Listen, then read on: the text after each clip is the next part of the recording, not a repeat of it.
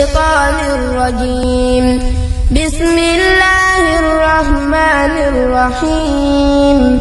هل أتى على الإنسان حين من الدهر لم يكن شيئا مذكورا إنا خلقنا الإنسان من نطفة أمشاج نبتليه فجعلناه سميعا بصيرا إنا هديناه السبيل إما شاكرا وإما كفورا إنا أعتدنا للكافرين سلاسل وأغلالا وسعيرا إن الأبرار يشربون من كأس كان مزاجها كافورا عينا يشرب بها عباد الله يفجرونها تفجيرا يوفون بالنذر ويخافون يوما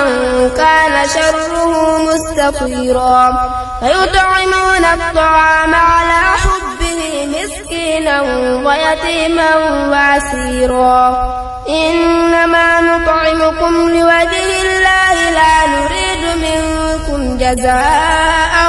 ولا شكورا إنا نخاف من ربنا يوما عبوسا قمطريرا فوقاهم الله شر ذلك اليوم ولقاهم نضرة وسرورا وجزاؤهم بما صبروا جنة وحريرا متكئين فيها على الأرائك لا يرون فيها شمسا ولا زمهريرا ودانية عليهم ظلالها وذللت قطوفها تذليلا ويطاف عليهم بآنية من فضة وأكواب كانت قوارير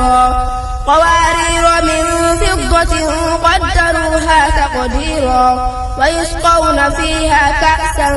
كان مزاجها زنجبيلا عينا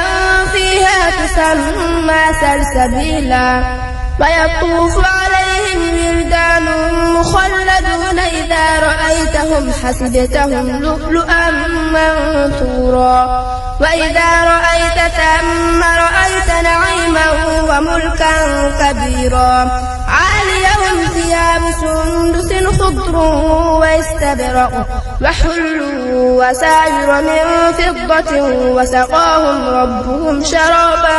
طهورا إن هذا كان لكم جزاء وكان سعيكم مشكورا إنا نحن نزلنا عليك القرآن تنزيلا فاصبر لحكم ربك ولا تطع منهم آثما أو كفورا واذكر اسم ربك بكرة